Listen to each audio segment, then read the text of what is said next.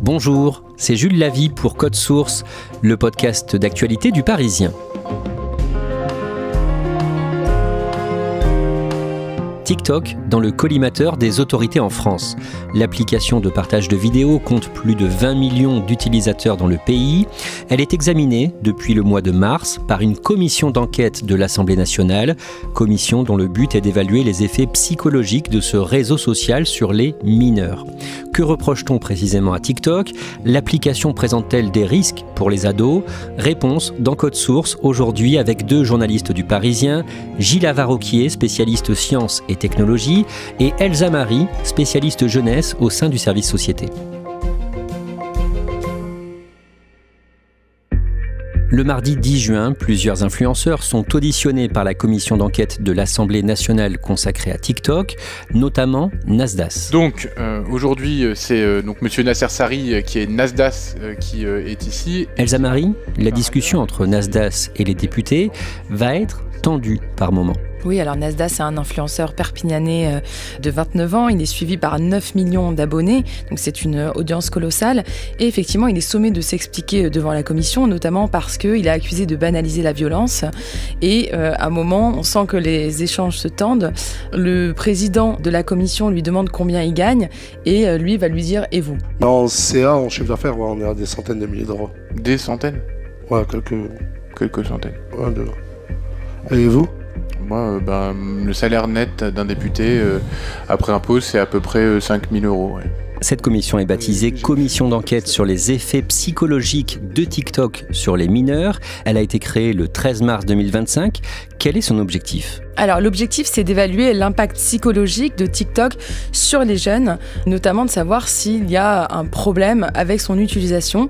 Donc, durant 6 mois, il y a une centaine de personnes qui sont auditionnées, donc des sociologues, des responsables de plateformes, des influenceurs. Et la question, c'est est-ce qu'il y a un problème spécifique à TikTok ? Gilles Avaroquier, TikTok a été créé en 2016. Sa maison mère est une entreprise chinoise, ByteDance. Le réseau compte 1 milliard d'utilisateurs dans le monde, dont plus de 20 millions en France. L'application TikTok, elle ressemble à quoi quand on l'utilise ? C'est une application qui est centrée sur la vidéo. On peut éventuellement liker, partager, écrire des commentaires, mais l'idée, c'est vraiment que la vidéo. Beaucoup de reproches qui visent TikTok pourraient s'appliquer aux autres réseaux, comme Instagram. Pourquoi TikTok est particulièrement visé par cette commission, Elsa Marie ? Alors TikTok, justement, est accusé de mettre en danger la santé mentale des jeunes, notamment en faisant la promotion de défis dangereux, en faisant aussi la promotion de l'automutilation, de l'anorexie ou du suicide. Et aussi, en fait, c'est une application qui est accusée de rendre complètement addict.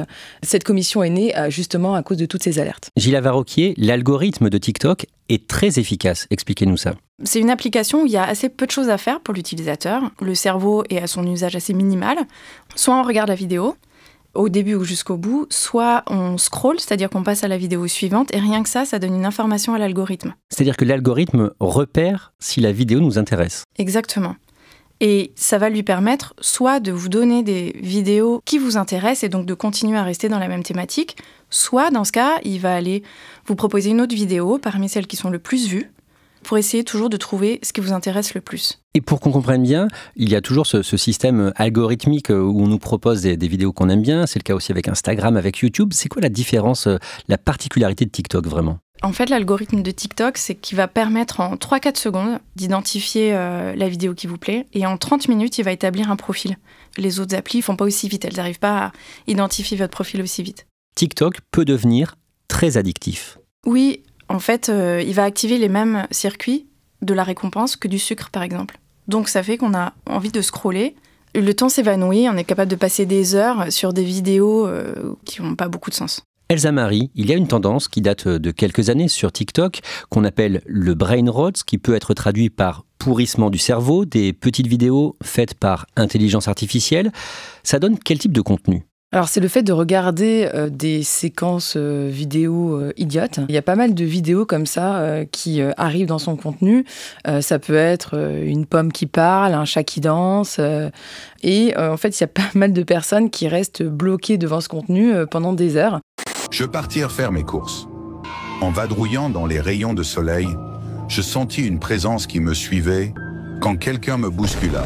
« Ah, non mais, ça va pas trop bien là !» En me retournant, je fus à figette sur place tellement la peur me figette. C'était Oupi Goupi. Viens là, viens là. C'est un tel phénomène que le mot brain rot a été désigné expression de l'année en 2024 au Royaume-Uni. Vous parlez avec plusieurs jeunes amateurs de brain rot, notamment Maurizio, 15 ans. Qu'est-ce qu'il vous raconte ? Lui, il m'explique justement que c'est la bizarrerie de ces contenus qui en fait paradoxalement leur succès.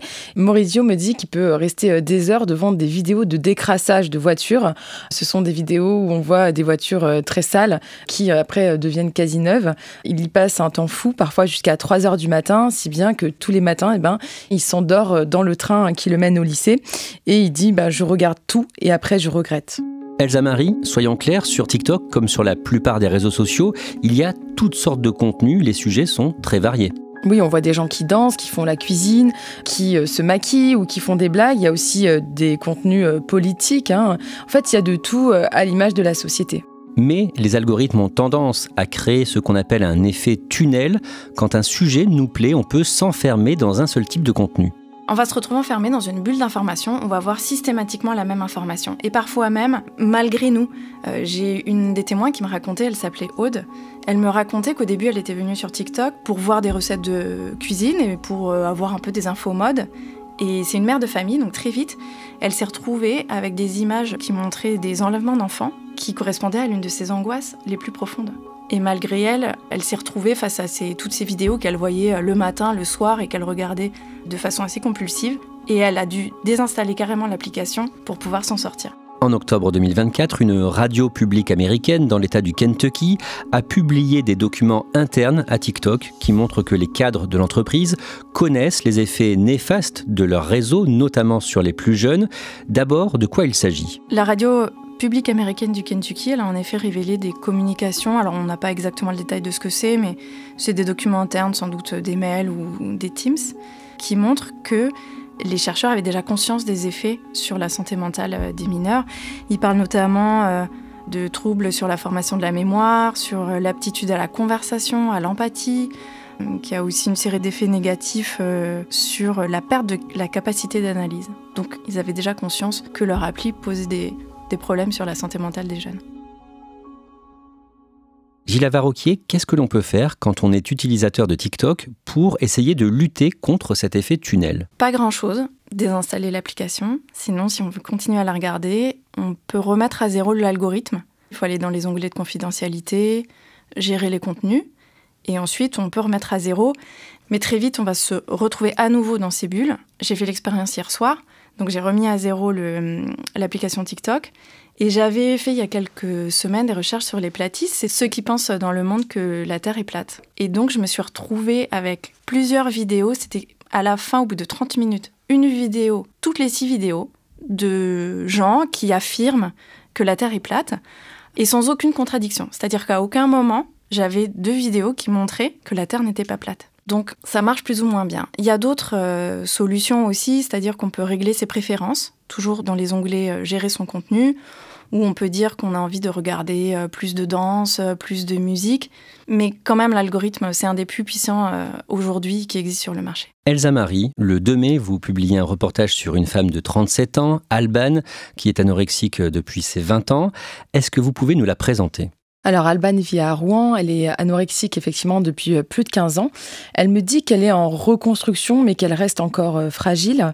Elle ne sait pas très bien pourquoi à l'adolescence elle est tombée dans cette maladie. Elle explique qu'elle n'était pas très à l'aise avec son corps et qu'un jour elle s'est dit « Tiens, je vais faire 45 kilos » alors qu'elle n'avait pas de problème de poids et donc elle s'est mise à boire énormément d'eau, à arrêter de manger jusqu'à faire 29 kilos. Et elle a été hospitalisée 3 fois, dont une en psychiatrie pour idées suicidaires. Donc on l'a compris, elle se considère toujours comme anorexique et fragile. Et pour elle, TikTok a eu un effet néfaste. Oui, elle a commencé à regarder des contenus maigreurs sur les réseaux sociaux, mais très vite, en fait, l'algorithme lui a proposé des contenus skinny talk, skinny comme maigre en anglais et talk comme TikTok. Et depuis, effectivement, des semaines, il y a des dizaines de milliers de vidéos qui font la promotion de régimes drastiques, qui montrent des photos de corps décharnés, qui incitent à maigrir avec des conseils culpabilisants et des recettes de cuisine. Elle explique qu'elle s'est retrouvée, en fait, complètement immergée dans une une bulle de contenu qui lui fait du mal, puisqu'elle essaye justement de s'en sortir. Et elle me dit, depuis que je tombe sur ces vidéos, je recommence à me dire que je suis pas assez maigre, je recommence à culpabiliser et je suis à 2 doigts de rechuter. Est-ce qu'on sait pourquoi elle ne retire pas TikTok ? Non, elle me l'explique pas forcément, mais en tout cas, qu'elle le désinstalle ou non, ça y est, la graine est plantée et elle est de nouveau en fait dans une spirale où elle commence à sentir qu'elle est en danger et qu'elle pourrait replonger dans la maladie. Et elle tient à alerter les autres aujourd'hui ? Oui, elle tient à alerter les jeunes filles en leur disant surtout ne regardez pas ces vidéos, ne suivez pas les conseils pour essayer de mincir, parce qu'en essayant de contrôler votre alimentation, vous allez perdre le contrôle de votre vie. Gilles Varroquier, les contenus qui provoquent de l'émotion, et notamment des émotions négatives, sont poussés par les algorithmes. Ce qu'on sait sur les applis, c'est qu'il y a un biais de négativité. Que ça soit sur Twitter, que ça soit sur Instagram, que ça soit sur Facebook ou sur TikTok, l'humain a tendance à aller vers les contenus négatifs ou les contenus waouh ou les contenus qui choquent. Et c'est un peu le cas chez tous les témoins qui racontent qu'ils tombent dans ces contenus négatifs puisqu'ils les regardent davantage. Ils vont continuer à en recevoir davantage et donc ça les plonge dans une espèce d'ambiance un peu négative. Elsa Marie, vous avez rencontré les parents d'une ado qui a fait une tentative de suicide quand elle avait 13 ans. Nous l'appellerons Marina, mais c'est un prénom d'emprunt. D'abord, présentez-nous cette famille. C'est une famille classique, sans histoire. Le père est centralien, expert en technologie. La maman est à la tête d'un cabinet de psychologie. Et en 5e, Marina demande à ses parents un téléphone portable. Au début, la mère est contre, mais elle va un peu jouer à l'avocate avec un tas d'arguments pour essayer de décrocher justement ce fameux téléphone qu'elle va obtenir avec des règles, puisque les parents mettent en place un contrôle parental. Et à partir de là, Marina regarde quel type de contenu ? Beaucoup de contenu en fait déprimant, parce que c'est sûrement une jeune fille qui se pose des questions, qui a l'âge de l'adolescence, qui a un âge fragile. Elle se retrouve face à du contenu qui va faire la promotion du suicide, des gens qui disent que voilà, la meilleure solution quand on va mal, c'est de mettre fin à ses jours, mais aussi des vidéos qui prônent l'automutilation et l'anorexie. Que s'est-il passé en novembre 2022 ? Alors les parents sont à l'opéra, ils s'accordent une sortie et quand à l'entracte, la maman rallume son téléphone, elle apprend que sa fille a fait une tentative de suicide et qu'elle a avalé 10 médicaments.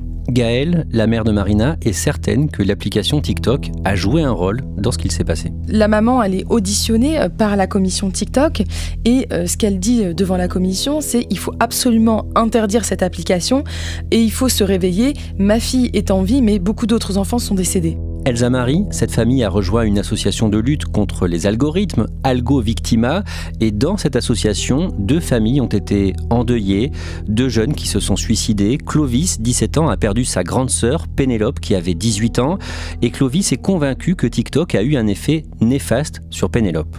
Oui, Clovis, c'est un garçon d'une maturité très étonnante. Il me raconte que sa sœur, sa grande sœur, allait très mal, qu'elle était dépressive et borderline.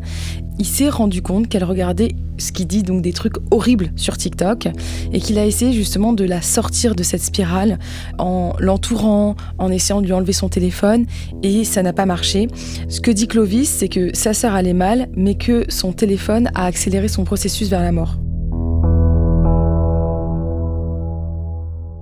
Gilles Varroquier, sans même parler de tels drames, vous avez rencontré plusieurs personnes qui vous disent avoir du mal avec TikTok. Beaucoup de gens aujourd'hui me disent qu'ils ont même désinstallé TikTok parce qu'ils sont eux-mêmes tombés dans une espèce d'addiction. Quelqu'un me racontait qu'il n'arrivait plus à regarder un match sans scroller sur TikTok. Et que depuis qu'il l'a désinstallé, il peut regarder son match sans avoir son téléphone dans la main.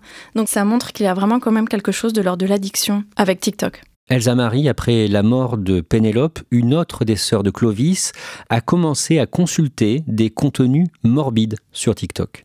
Oui, Clovis se rend compte que sa petite sœur regarde exactement le même contenu que Pénélope. Là, il se dit, c'est pas possible, j'ai déjà perdu ma grande sœur, je peux pas perdre la seconde. Et il me dit qu'il passe ses soirées avec elle, il lui prend son téléphone et il nettoie toutes les vidéos en fait de contenu déprimant pour remettre à zéro son algorithme et éviter qu'elle ait ce genre de vidéos qui arrivent sur son compte TikTok. Il m'a dit ça m'a pris vraiment des semaines pour essayer de la raisonner, pour nettoyer son compte et il a réussi mais ça lui a pris beaucoup de temps et surtout on est passé à 2 doigts du drame, dit-il. Et les parents de Clovis, qu'est-ce qu'ils disent ?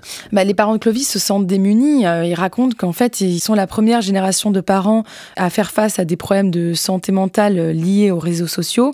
Et finalement, même dans des familles structurées, unies, où on met en place un contrôle parental, eh bien, en fait, des jeunes se retrouvent à 15 ans seuls devant TikTok avec des contenus qui sont profondément déprimants. Et si eux vont mal, eh bien, ça peut les encourager à passer à l'acte. C'est pas seulement des parents laxistes, c'est un problème qui est beaucoup plus général.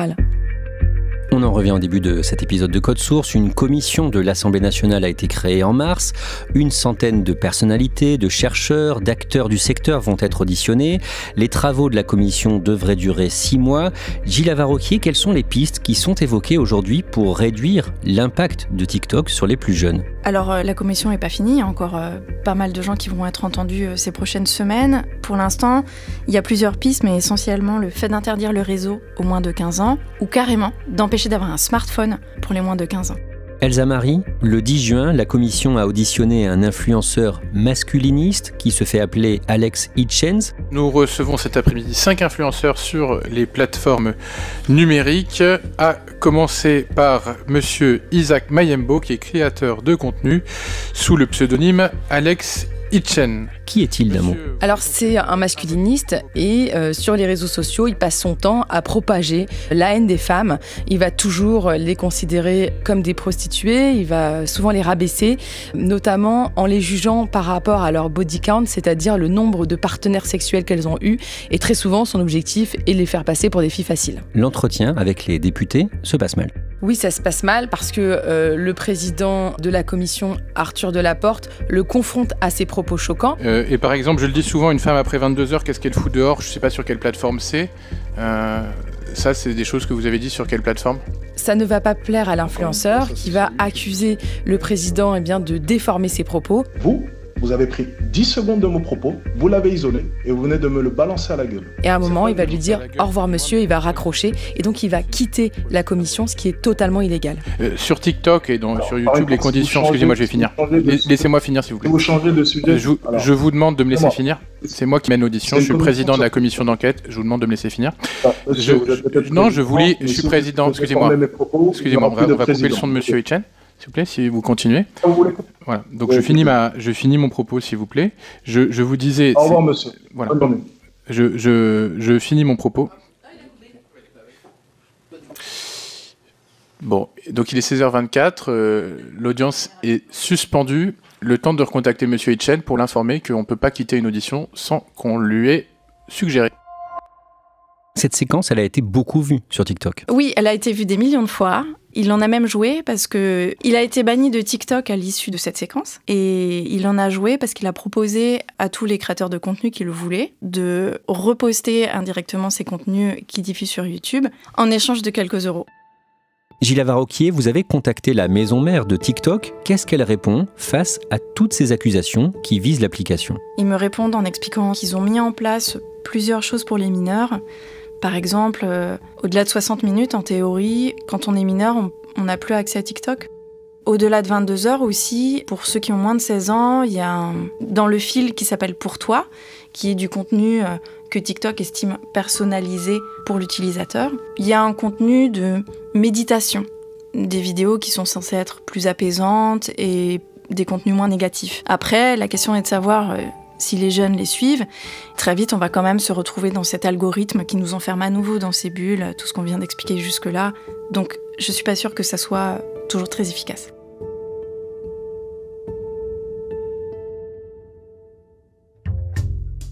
Merci Gilles Lavaroquier, Elsa Marie. Cet épisode de Code Source a été produit par Anaïs Godard, Raphaël Pueyo et Thibault Lambert.